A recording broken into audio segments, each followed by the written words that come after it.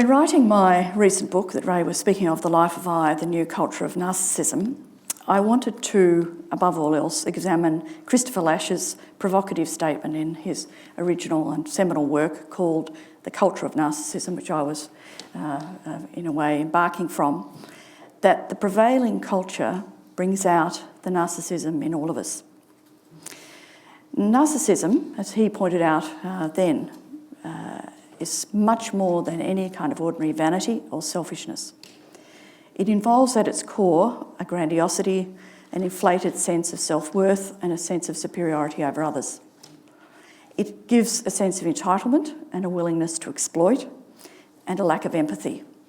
It's a competitive getting ahead strategy through life rather than being cooperative or getting along.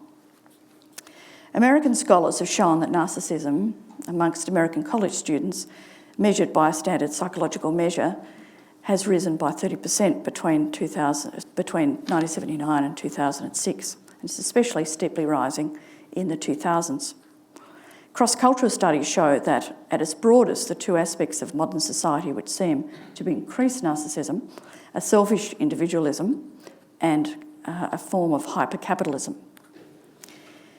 While the US appears to be at the head of a kind of ignoble table of narcissistic nations, it's also growing elsewhere. China, for example, is growing in narcissism measured in that way as they become more individualist and capitalist. And Swiss researchers have found that an academic cheating of the kind that they recently had a huge scandal at Harvard was more likely in self-enhancing and competitive societies. So it is more likely in the sort of society that in which the very narcissistic Lance Armstrong flourished.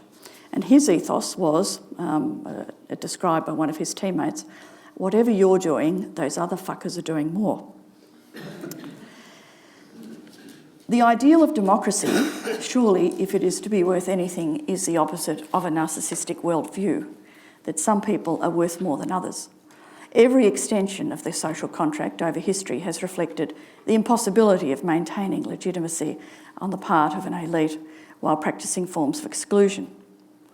Each person is to be treated, in our new ideal, as a citizen of equal worth. One vote, one value, laws meant to respect and serve those citizens equally, not according to wealth, that citizens have equal access to education, that we do not discriminate or have barriers to employment based on gender or sexual preference or having a disability, for example. And we include in the valuing those citizens who cannot speak or vote or represent themselves, seriously intellectually disabled or children not yet able to vote, including infants. Essentially, those with greater wealth should not have greater influence in a democracy than those who have less wealth. The ideal in democracy, however, that is an inclusive and worthwhile one, I suggest, goes much deeper into the human soul than these formal frameworks can capture. Ray Gaita, in his A Common Humanity, expresses this quite beautifully when he says that the civil rights movements expressed a concern for equality much deeper than the talk of equal access to goods and opportunities. Treat me as a person. See me fully as a human being, as fully your equal without condescension. These are calls to justice, he said, conceived as an equality of respect. The civil rights movements placed at the very centre the philosopher Simone Weil's profound insight that respect is due to the human being as such and is not a matter of degree. All of these movements certainly campaigned for the ideals and practices of equal opportunity, yet embedded within them was and is something much deeper, the desire for recognition, the existential cry from the heart of every human being, see me, value me, respect me for who I am.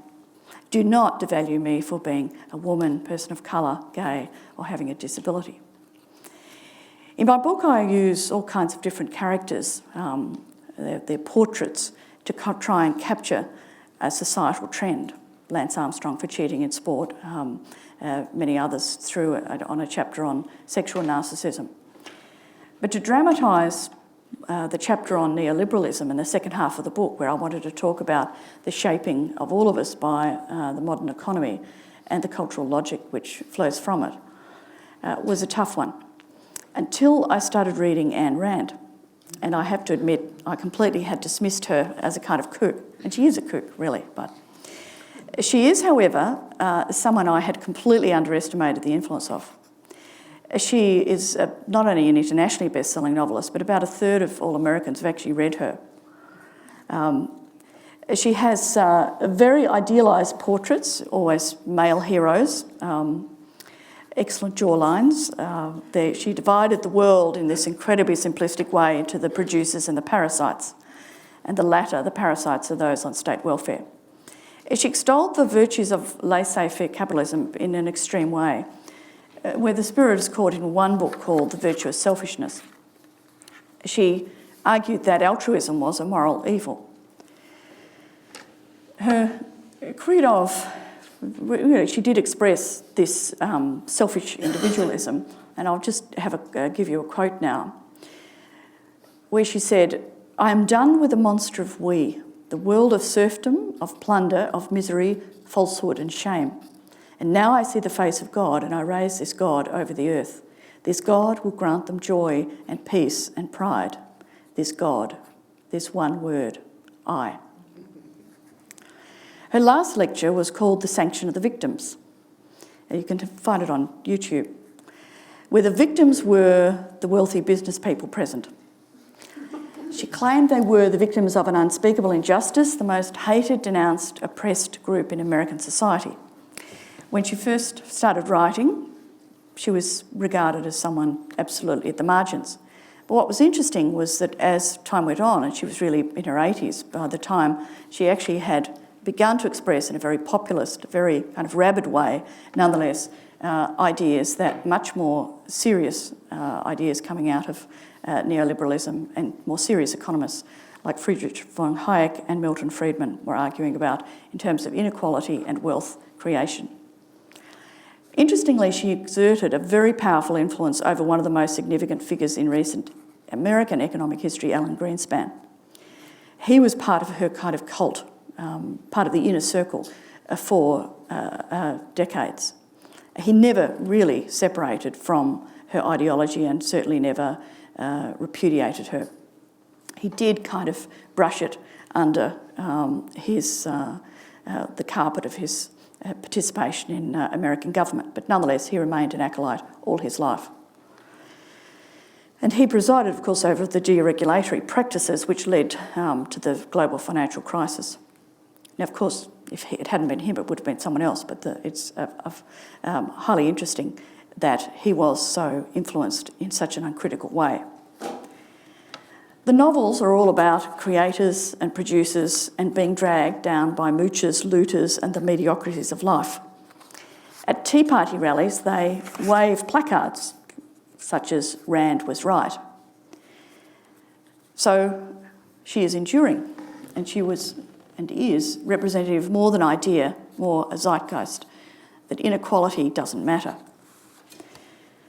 The context of her emergence, and in fact a lot of her ideas about the evils of altruism and her fear of the state, was because she was a refugee in spirit. She was actually sent there by her parents from Soviet Russia, and they had lost everything. And as communism was exposed as a monumentally cruel and flawed system, built, as George Orwell once put it, as on a pyramid of corpses, as social democracies in the 1970s exited the period that Eric Hobsbawm calls the golden age of capitalism and entered a debilitating period of economic problems of stagflation, the neoliberal party of very serious economists of free market economics was the party in waiting.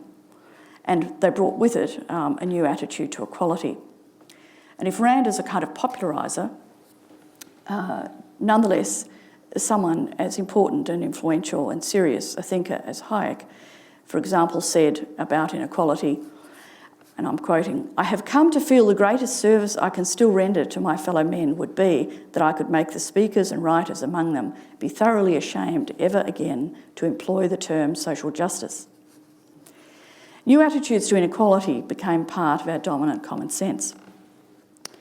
It was, as J.K. Galbraith pointed out, based on the unproven trickle-down theory that depended, I'm quoting him now, the less than elegant metaphor that if one feeds the horse enough oats, some will pass down onto the road for the sparrows. It has certainly become apparent that the financial elites here and elsewhere have become very plump on their oats. In the US, for example, top financial traders took home, in US dollars, $40 to $50 million a year, or $100,000 a week, more than twice the average salary during the 2000s.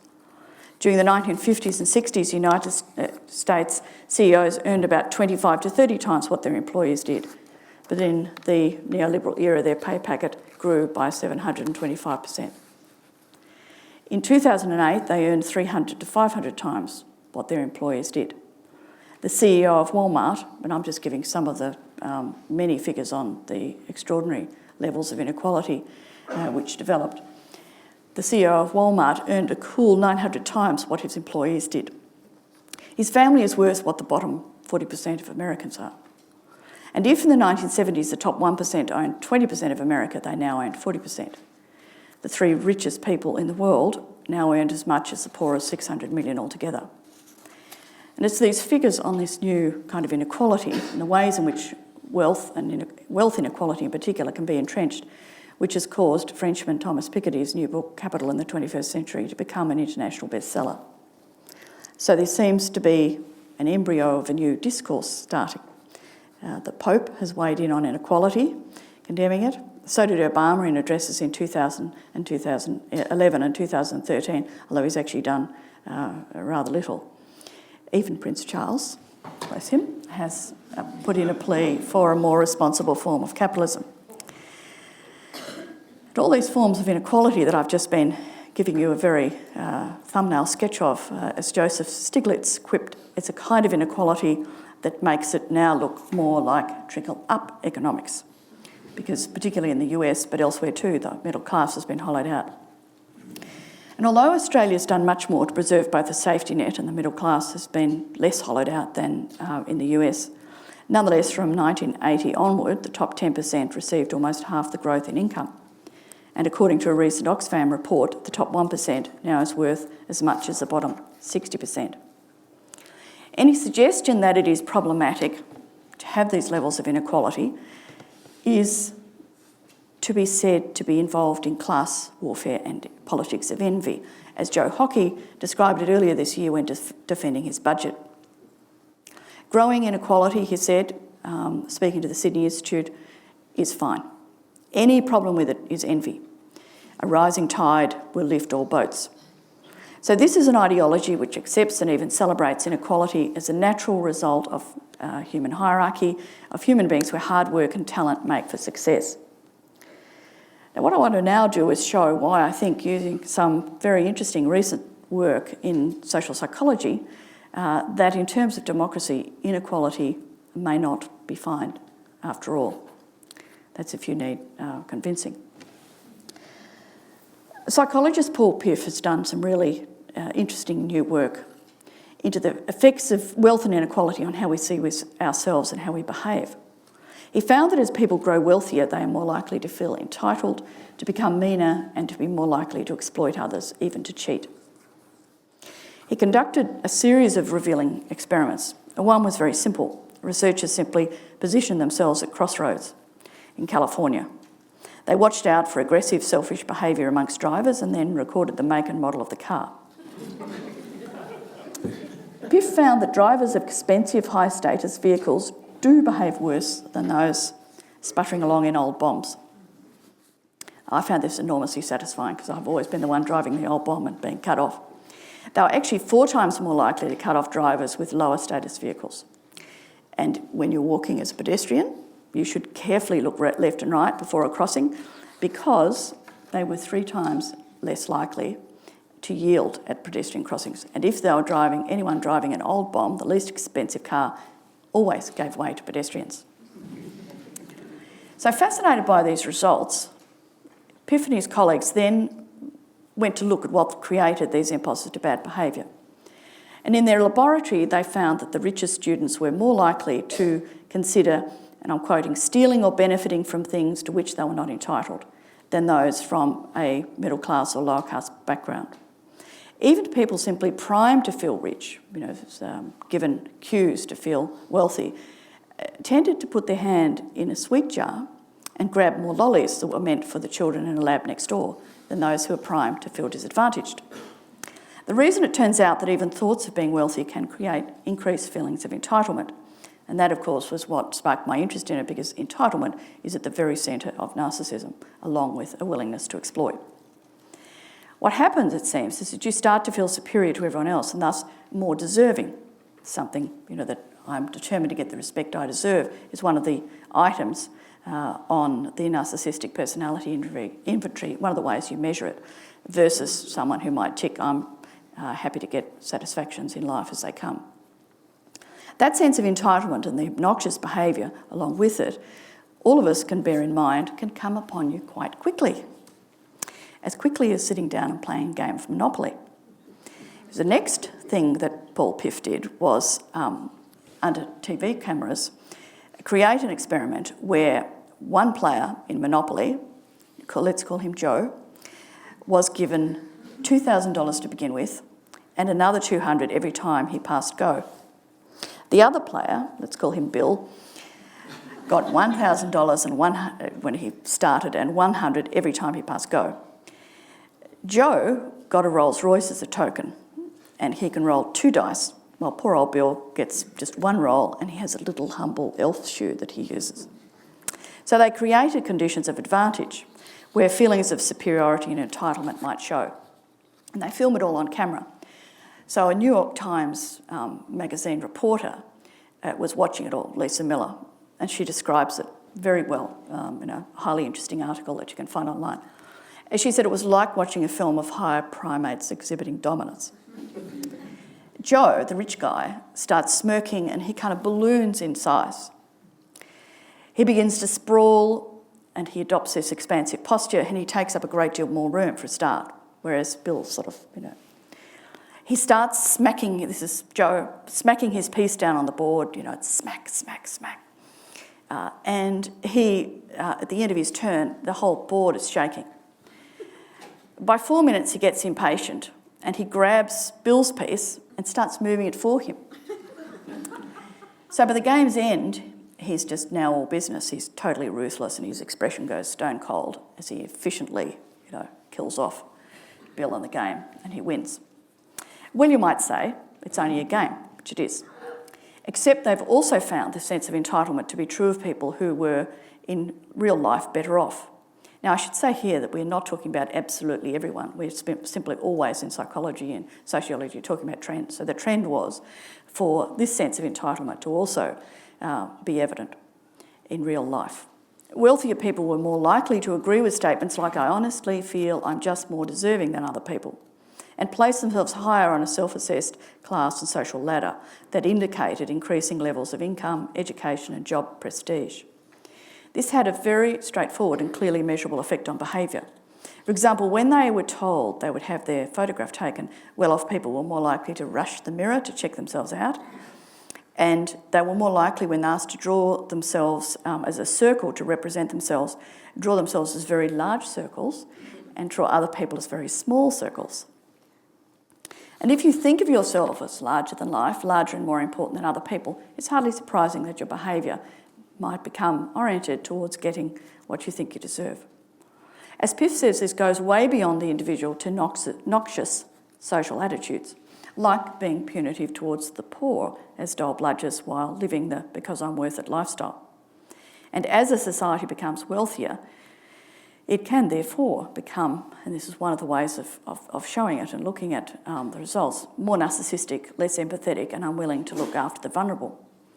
One of the other really interesting pieces of evidence was not only that narcissism was rising amongst college students, but that empathy was declining, and that also the capacity to take another person's perspective was declining. So another scholar, Sarah Conrath, has put that evidence together, and she said, look, this is linked. It seems to me, indeed it is. Greater feelings of entitlement might also lead to a tax revolt by the upper classes. It's of interest to think that the majority of Republicans in a recent poll said that they thought the poor in America had it easy. I mean, one thing the poor don't have it in America is easy. It's a logic of I've earned it, it's mine, why should I have to use my hard-earned cash for those inferior scroungers, the poor? Speaking of scroungers, Rupert Murdoch sent a tweet around after the last election when the Liberal Party came to power, saying, and I'm quoting, public sector, this will put an end now, this government, to public sector workers and phony welfare scroungers sucking life out of the economy.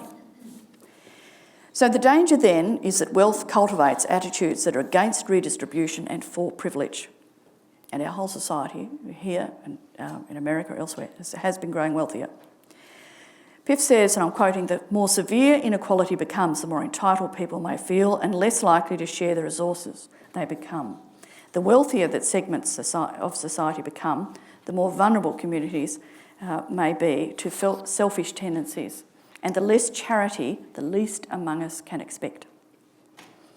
After Joe Hockey's unfortunate comments that people who were poor would not be affected by the fuel excise because they drive cars less, there was a joke going around social media that the poor would also need a dentist less because they have fewer teeth. So jokes aside, the brute fact is that there's a huge amount of upper class and corporate entitlements which were untouched. The mining tax was abolished and so on.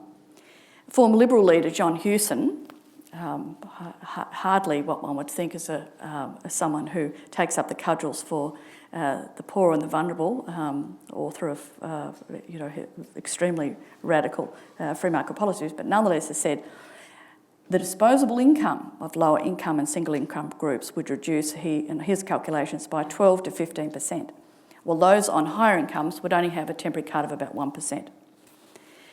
It is, of course, true that we have huge examples of philanthropy by people like Bill Gates, Warren Buffett. But the fact is, Piff found that generosity from the wealthy was by no means the norm. In another arresting and counterintuitive finding, he found that the richer the meaner, despite having more to give, wealthier people were less likely to be generous and give to charity. I was also told by Tim Costello that they were far more likely to get donations from Frankston than from Toorak, and that's apparently been around a while. I was speaking about this at the Brisbane Writers' Festival, and David Marr spoke really eloquently about his father when he was growing up, which I guess was in the 40s and 50s, was absolutely outraged by similar behaviour. So in a way, we can say it's not necessarily by itself new.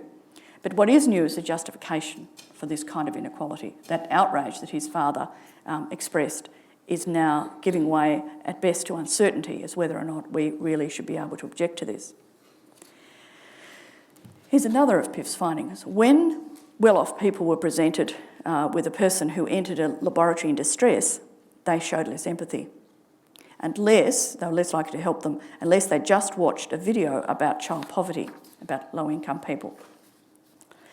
The trend to meanness that he discovered was worse in plush suburbs where they never encountered a poor person. So that if you had a suburb with some wealthy people and someone who, quite a mixed suburb of different classes and wealth, then they were more likely to give to charities servicing especially the needy. Here's another really interesting thing about charity and the wealthy. The rich were more likely to give to high-status institutions, the wing of a hospital, a well-endowed art gallery, a very expensive preschool, Harvard, and so on. While Feeding America, which deals with the nation's poorest, got nothing. And poorer people were more likely to give to charities servicing the genuinely needy. So they maintained a kind of empathy. The other way of looking at it is, as you become well off, you lose empathy for perhaps the way in which you used to live, or perhaps the way you never lived. Whereas people who have less resources are living it all the time, and they are more likely to maintain empathy. The qualities are clearly not set in concrete because Piff was able to manipulate them quite easily to be more empathetic by simply showing children in poverty or something which would prime them for empathy. Which brings then the question, the ways in which our political leadership has, over a long period of time, been priming us for selfishness for example, competing over tax cuts, talking about us as hard-working people, doing it tough out there, even though incomes have been rising. On the other hand, it can also be seen to have primed us for empathy in the form, for example, of particularly Bill Shorten, along with the disability sector, priming us for understanding and empathy around disability.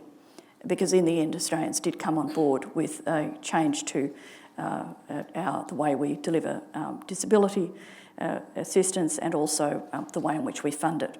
And it was a pretty big kind of funding change. So things are not, and there's grounds for hope, I guess that's what I'm saying here, things are not set in concrete. However, to conclude, this is what Piff said. While having money doesn't necessarily make anybody anything, the rich are way more likely to prioritise their own self-interests above the interests of other people. They are more likely to exhibit the characteristics we would stereotypically associate with, say, assholes. So it's what's now called in the social psychology literature as the asshole effect. We would say arsehole, but he's American, so we can forgive him the way he pronounces it. As inequality mounts and the policies entrenching it remain, as politicians are increasingly drawn from the top 10 or 1%, we need to pay heed, it seems to me, to this kind of research. In a recent Lowy poll, only 60% of Australians thought democracy was preferable, I found this absolutely terrifying, to any other form of government. Only 42% of 18 to 29-year-olds thought so. Of those who are sufficiently alienated to no longer see democracy as a preferable form of government, 42% say this is because, and I'm quoting, democracy only serves the interests of a few and not the majority of a society. So if the social contract has gradually been extended, if we've moved away from elites holding everything from suffrage to all kinds of entitlements, to the idea of universal suffrage, universal healthcare, universal equality of opportunity and so on through education. This is a very big change, it seems to me, when we have so many thinking that democracy only serves the interests of the few and not the majority of the society. So I guess what I'm saying is the implication of at least some of this work is that it is undermining a kind of legitimacy in democracy. And with the scrutiny of big money by ICAC showing just how much influence it can wield, I think we can probably understand where those polls of disillusioned young people and disillusioned Australians are coming from. I want now, however, to take my critique of this whole ideology put forward by Joe Hockey as leaners and lifters in a new direction. The leaners and lifters, it is true that Menzies, once upon a time, did speak of leaners and lifters. However, it was in a very different context, and it was essentially about him distinguishing between what he thought were the solid, sober virtues of the middle class as opposed to the allegedly indigent and unruly poor, so the stability of their life, their hard work, their thrift, these were the qualities he was trying to capture. But I actually don't think that Joe Hockey is using leaners and lifters in this way at all. I think he is drawing directly from Ayn Rand's Producers and Parasites. So that I think he is actually speaking to a new ideology, and I think the radicalisation of the Liberal Party is truly something to behold. That is the marginalisation of both genuinely liberal voices and socially conservative voices. It's become extremely solidly neoliberal.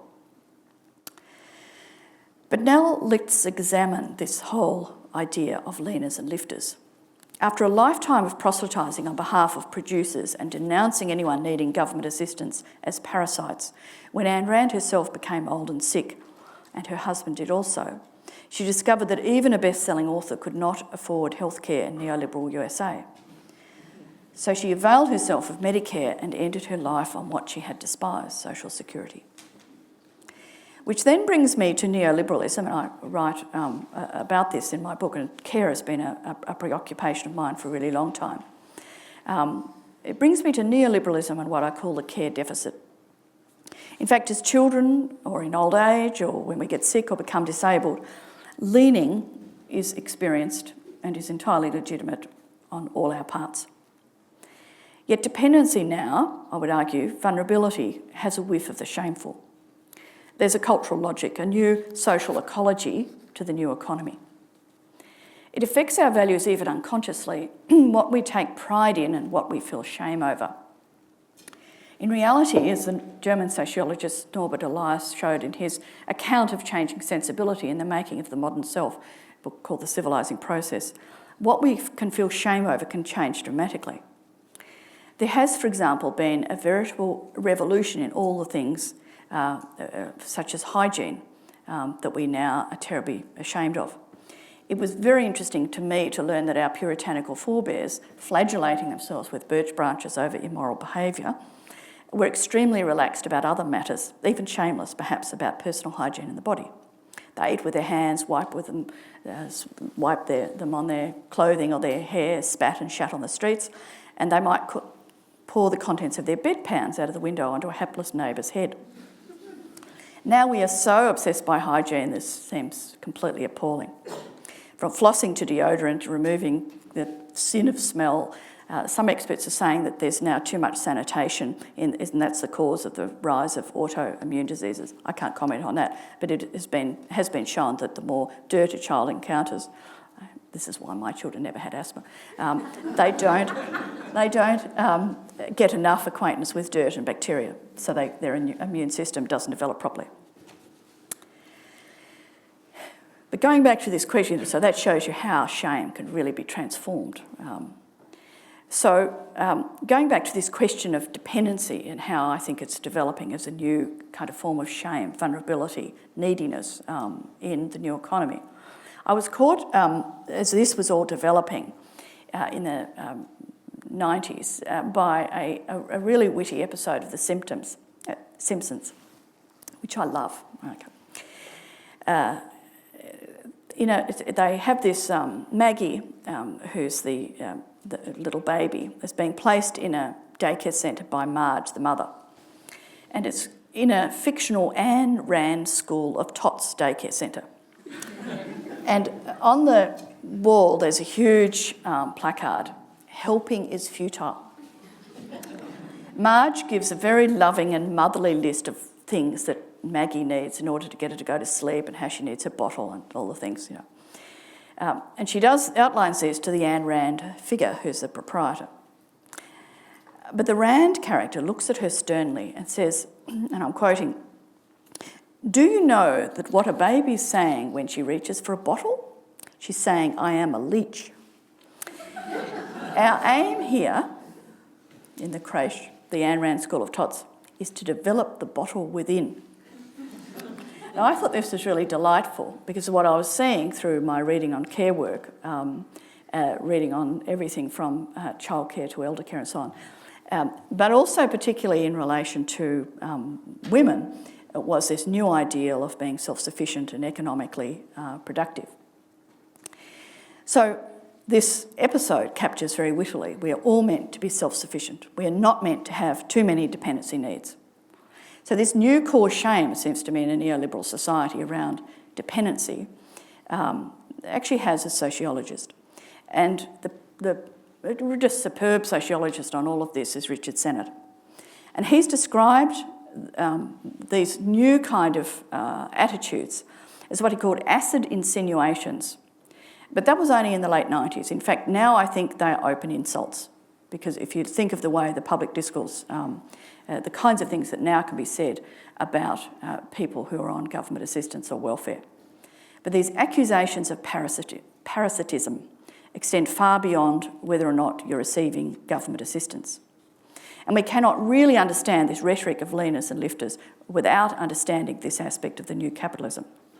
Now, Sennett suggests older and more universal kinds of regard based on religious forms of thought are giving way to what he calls the dignity of labour, paid labour. So it's about having a job. It's like the question, what do you do? You can't, try to go through a day without meeting new people, without answering or asking a question, what do you do? And then the kinds of judgments which fall upon you.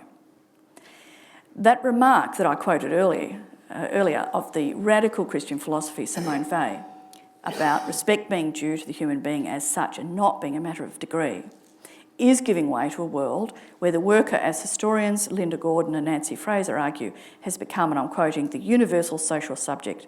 Everyone is expected to work and be self-supporting. Any adult not perceived as a worker shoulders a heavier burden of self-justification. Barbara Pocock, an Australian writer on work and family, quotes a mother who's not in the workforce saying that in the school hours she feels shame about not being employed, so she rushes around trying to prove that she is actually productive. The centrality of work to our identities and sense of self-worth to the social exchange of respect has profound consequences. For the work ethic is competitive, perhaps never more so than now. And in a meritocracy, not to prosper at work, not to be successful, is to be vulnerable to the accusation of failure as a human being. The dignity of the human person all people can share, but the dignity of work only some can achieve. Thus, Sennett says, the dignity of labour leads in quite a different direction, a universal value with highly unequal consequences. And this is particularly true for women. On the one hand, we are now able to embark on the first of Sennett's sources of contemporary respect, which is, he describes as self-development, fulfilling the potential of one's talents and abilities. The second source of respect is also open to us. That is, in the care of the self, in being self-sufficient, especially economically, and not dependent on others. Yet, because women are also responsible for so much care, and often work part-time or cut back in order to shape their lives around that care, doing more care work in families than men do, they actually bear, I suggest, a highly ambivalent relationship to this whole question of work and respect and invisibility. On the one hand, our quasi-religious beliefs in the benefit of work in Neo-liberalism, Ulrich Beck described it as a new sacred, and I think that's right, has greatly aided our emancipation from compulsory domestic duty. On the other hand, women are still, because they're expected to do so much of that care work, have very clearly, I'm just about to review a book by Annabel Crabb called The Wife Drought, and it's essentially on the kind of advantage you have if you have someone who takes care of the everything else, and she's puzzling over why it is that so few men take that up. But she goes through this really clear advantage to having someone who is doing all of that and in the labour force, and the kinds of disadvantage if you don't have it. But women outside the paid labour force still are there too, in pretty large numbers. For example, there's about, of children aged under 15, women out of the paid labour force are about 40%. So there's about 60% of women in the labour force. But that's still quite a lot. Now, never, according to this new ideology of worth based on work, have they more represented the feminist Marilyn Waring's book called Counting for Nothing. Let me give a few examples. The Ken Henry Tax Review was a case in point. There was a headline in the Daily Telegraph, and that's an important indicator because it's one of the tabloids and it's part of the whole neoliberal push. It's a News Corp, it's Murdoch and so on. So this is a new ideology. This is not. There's often, I think, a misunderstanding that old gender norms are part of a conservative Australia without understanding the ways in which the new economy is reconfiguring them. So what the headline was Treasury gets tough on bludging soccer mums. And this was in 2009, and they were reporting the Ken Henry's tax review. So he was then Treasury Secretary, and he had presented an argument to a conference that the family tax benefits should be cut to at-home mothers of school-aged children to get them back to work. But his comments in saying this was really interesting. He said, Treasury, and I'm quoting, has as its goal supporting a society that allows individuals to lead lives of value. Lead lives of value. So they were not leading lives of value. For working mothers, fulfilling the ethic of care means that scaling the giddy heights at work is to an infinitude much harder. But here's another interesting aspect. Highly successful women are still expected to perform gender as housework goes, as their employment goes up, if their income increases beyond what men's are, their level of housework will also go up and the man's will decline. So it reverses, up to a certain point. As her income increases, her male partner's housework will increase. But after a certain point, it looks like it's too threatening and she starts to perform. His housework declines and she starts to perform more. Another example, it seems to me, of performing gender is the way the minders positioned Julia Gillard. They were forever plonking her in front of a preschool. I barely saw her on the television when she wasn't in front of a childcare centre. So she had to be seen, they thought, as maternal. I was on a panel with Caroline Overington, who works now for the Women's Weekly. She was then with The Australian. But in one of her interviews with Julia Gillard, there was a profile done. And she explained that, in fact, Julia Gillard had been contacted several times by Hillary Clinton. And Hillary Clinton had given her what I think is very good advice, which is to lead from the front foot, be who you are, not apologise, not genuflect towards the old gender roles. But her minders clearly had a different idea. Not only the preschools, they actually advised her for this Women's Weekly profile. Before you think the Women's Weekly is what it was in the 50s or the 60s or the 70s when I was growing up, it's actually now, I've been looking at it recently, and it's glossy, closer to Vogue. I mean, it's very different. It's oriented to working women. It's about careers. It's a completely different magazine. So these minders actually told Julia Gillard, the Prime Minister of Australia, to be photographed knitting a kangaroo for the young Prince George. So the profile was to show her as maternal and so on. And the journalist, this is Caroline Overington, apparently tried to dissuade her, and it actually was a disaster because she was clearly pretending to be someone she wasn't. It's very interesting, by the way, that the Australian Bureau of Statistics by the year 2000 was predicting that about a third of women would be childless. So it is astonishing that she isn't able to simply claim the ground. Some of that's is involuntary, but a lot of it's voluntary. Simply claim the ground representing a really significant number of Australian women who will not have children. And she also, Julia Gillard, has spoken so well about her sister and with such respect about her life, which is actually centred on children, and why her own life path is very different. So here is something actually where we could actually learn something from a Prime Minister, and that is the showing us a kind of difference that is accepted very respectfully, but quite different kind of lives. So instead of that, she's shown knitting a kangaroo for young Prince George, which seemed to me a real opportunity missed. So this incredible ambivalence over the question of care. But if you travel upstream from these daily realities into the realm of ideas to do with neoliberalism, the problem actually is very easy to see.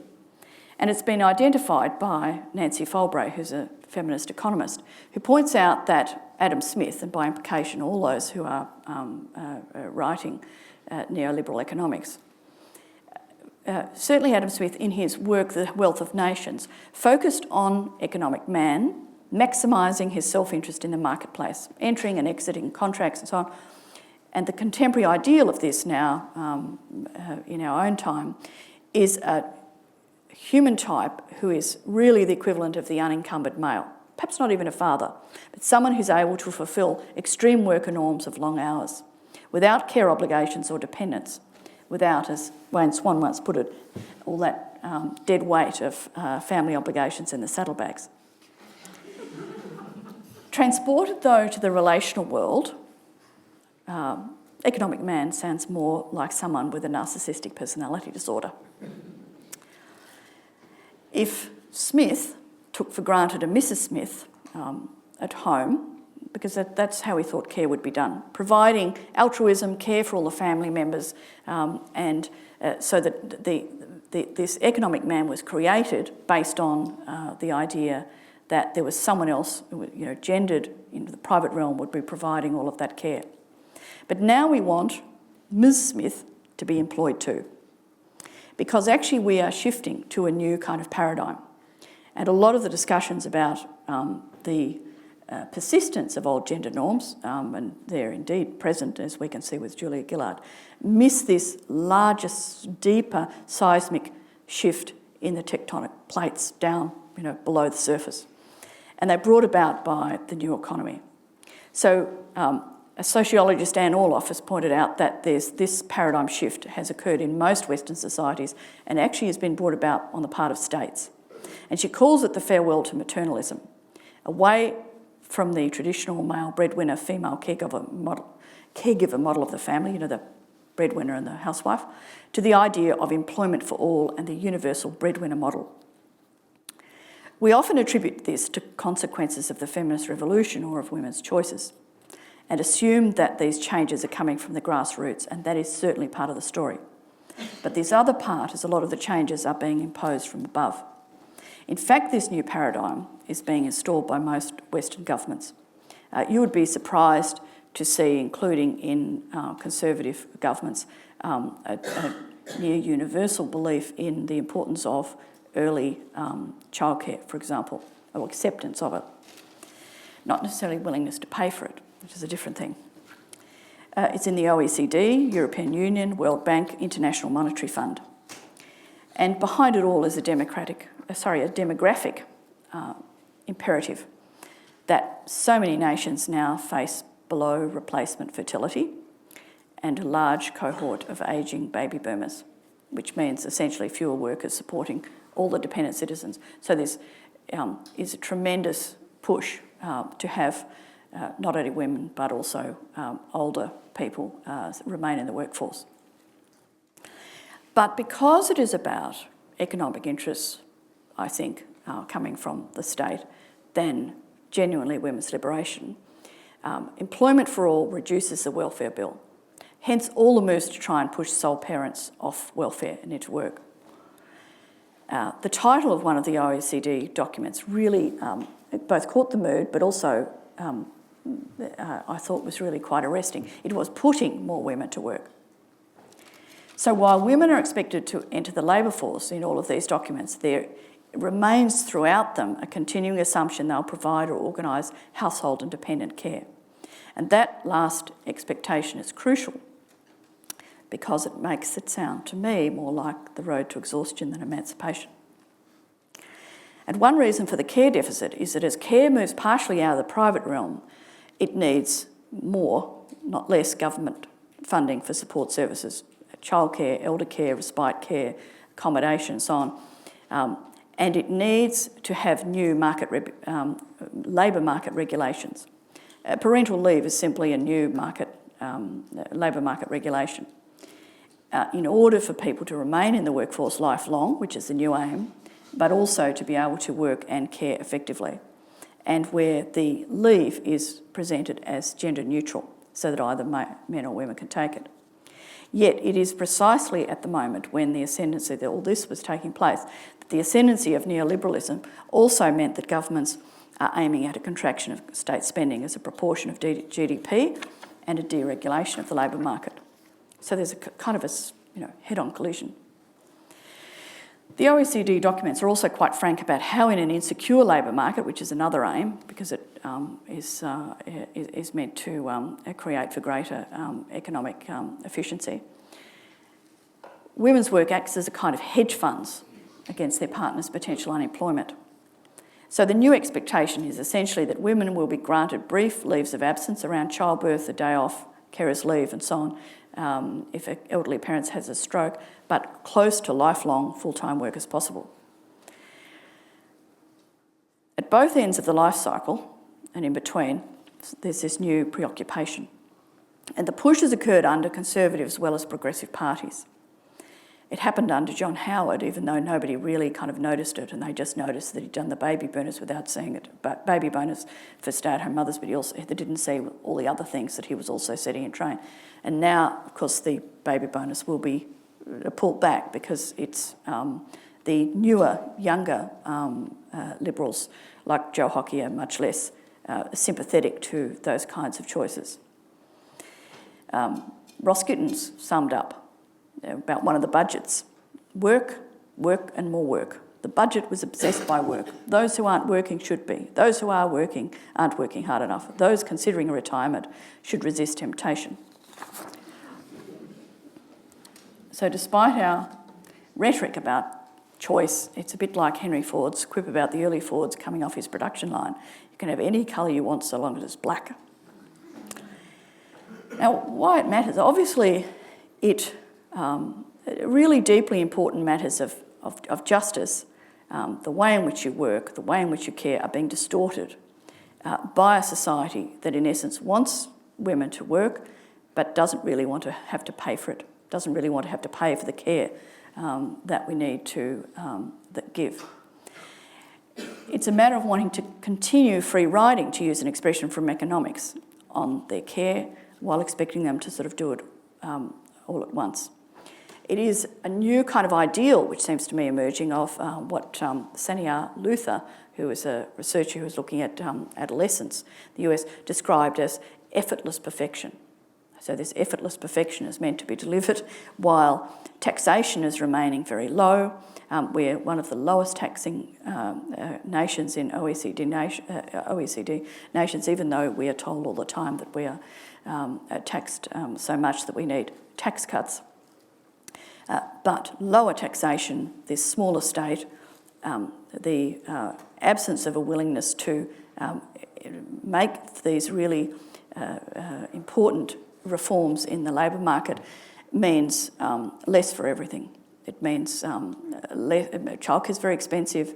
It means less spending on paid parental leave. I'll come to Tony Abbott in a moment. And it means less for aged care. One geriatrician quipped to me that the idea of that we now have, which is put out as a kind of benign, altruistic thing of people ageing their own homes, was actually what he called ageing at their own expense. Because, for example, if you are an elder and you have continence problems, you're highly confused, you leave pans on the stove, you can't get into clean clothes, but you are still able to simply be ambulatory, that is, you can walk to the bathroom or to a dining room, or if you have Meals on Wheels, then you are only worthy of 4 hours of care a week. Now, in fact, someone like that needs 24 hours of care per day, even though it is actually to maintain their independence for quite a long time. This is not a person who has high care, needs high care, which will provide more. So if women are also, because they are usually the elder carers, not always, but usually, are to remain in the workforce, you can also see how difficult it is, and both in my case and a number of my friends, all the early issues around childcare and paid parental leave have totally given way to these real dilemmas over an aged parent. And what we confront is this extraordinary skeletal provision of care. And of course I could go on and show case after case after case of the care deficit in this way. For example, mental illness, whereby this extremely humane and important ideal of deinstitutionalisation, the economists, the pointy heads, as Don Watson called them, heard something different, which was that they could close down the great institutions and it would be much less expensive to run. But in fact, care in the community is quite expensive to run. Good quality childcare is very expensive. Good quality elderly, all of these things actually cost money. At the moment, work alongside all this is a new kind of sacred.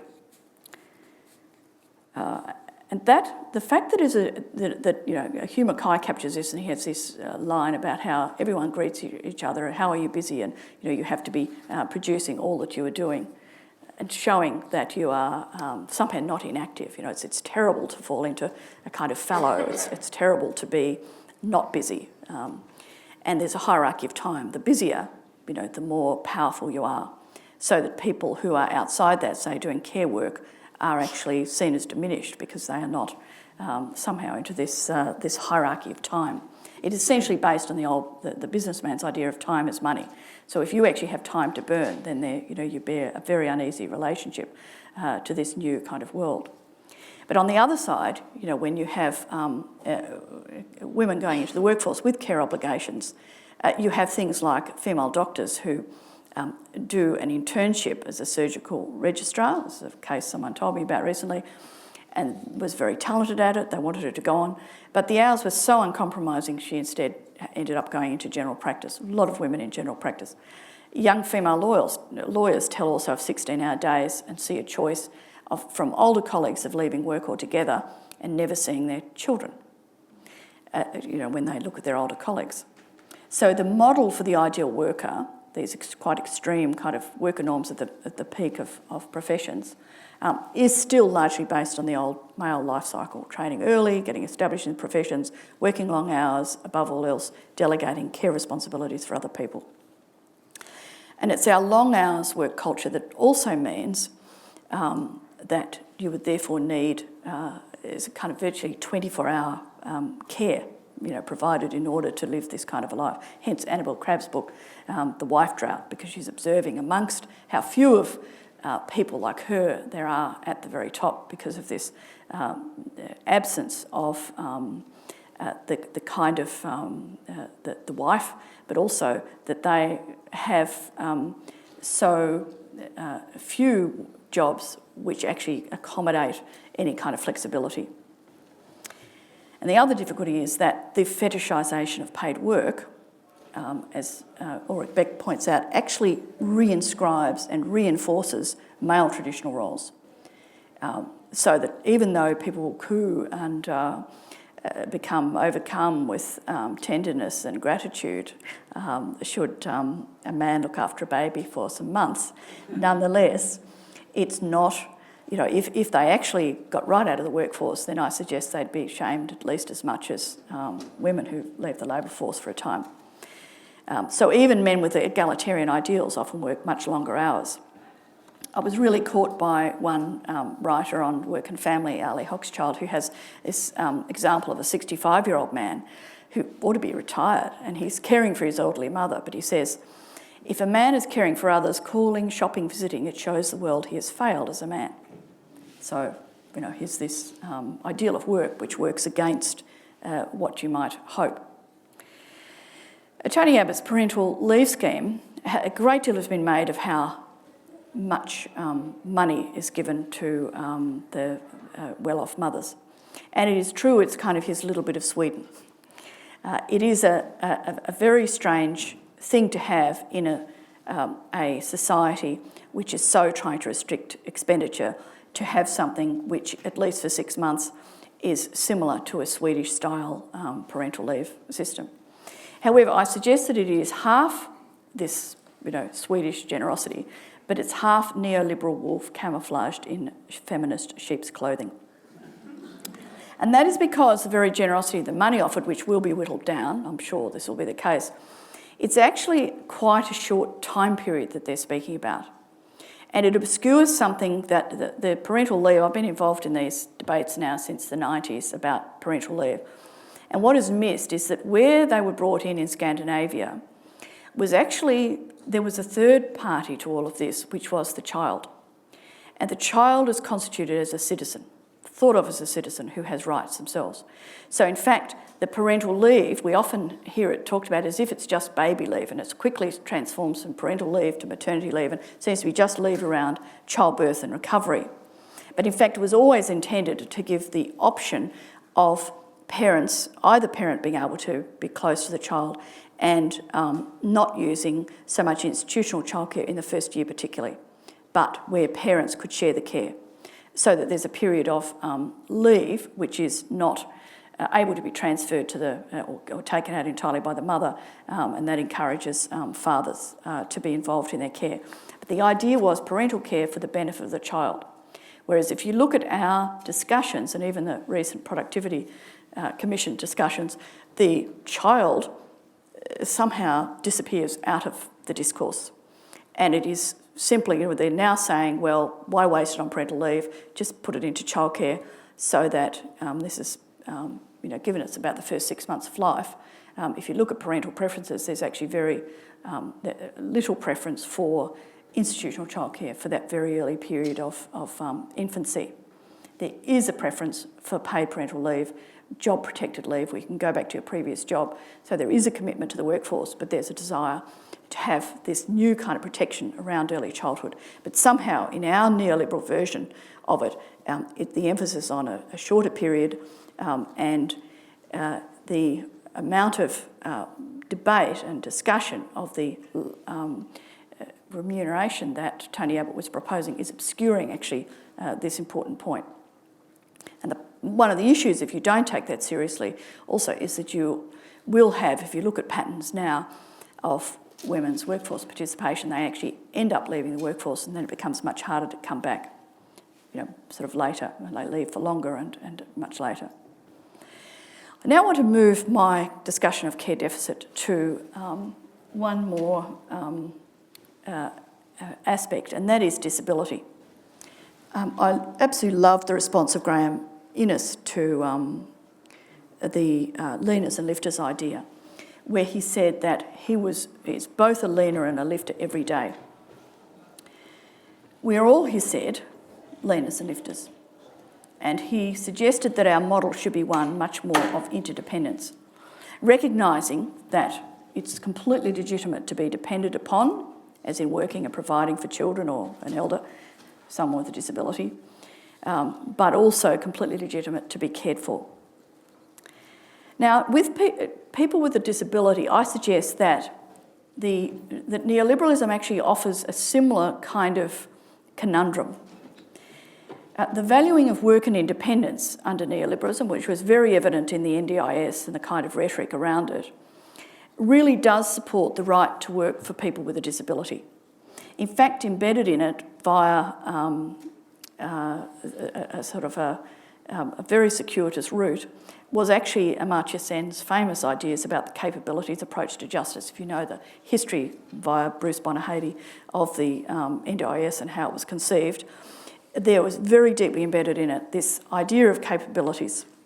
And essentially, as most of you will know, but nonetheless, Sen's proposition was that income and wealth in a society are not the key or most useful index of a distribution of well-being or the distribution of justice. He pointed to the degree to which a society supports a person's capability, so that unless one removes barriers to work, any abstract rights to work cannot be translated into actual capability.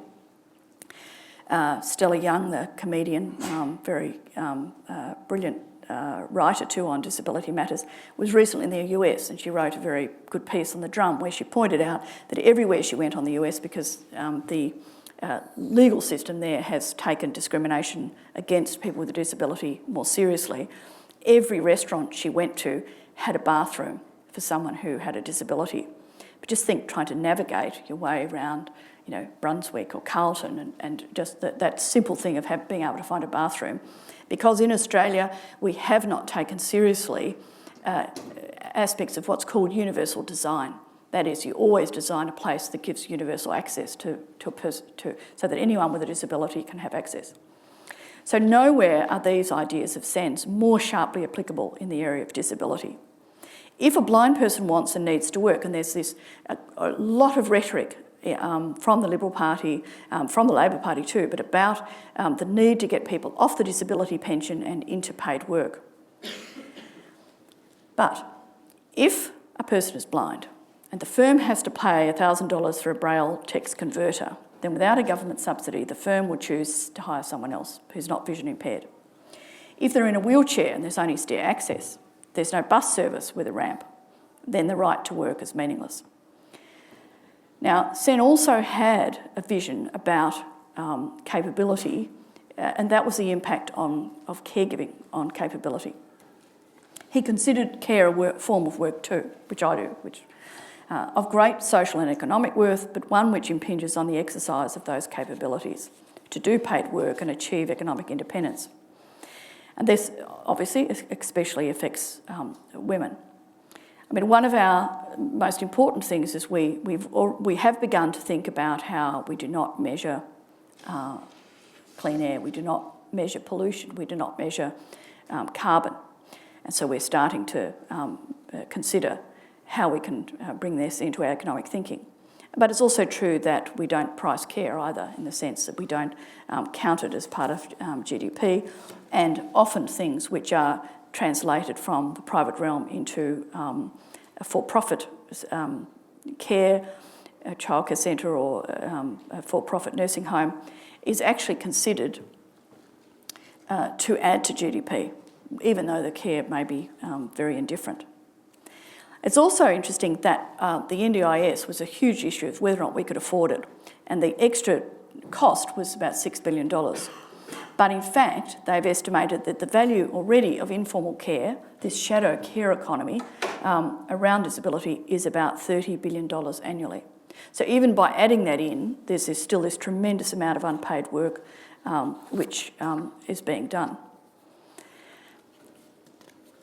And I think I've now gone a little bit over. But I just want to say one thing about the point I was just making about pricing carbon. And that is, I'll be talking about the care deficit, but one of the forms of care that also needs to be thought about as part of this care deficit is capitalism, neoliberalism, and the environment. And so finally, and in a way in my book, I actually began with climate change and thought, how on earth have we got to this point where we're doing nothing? And then I worked back and I wrote this book about our narcissistic society. And so the greatest danger of all in neoliberalism is that big money, big coal, fossil fuel lobby and so on will cripple our ability to do something about climate change, but also that we become somehow, we kind of drift towards doing nothing. And here it seems to me, I just want to finish on this, that the root of the word narcissism is actually narc, which is also the root of the word narcotic. And there is something soporific, mesmerising, addictive about things of the consumer good life. And it is possible that we may continue to be paralysed when meeting that extremely important challenge of climate change because of this narcissistic staring into the self-enhancing lily pond of the consumer good life, maybe even all the way to extinction.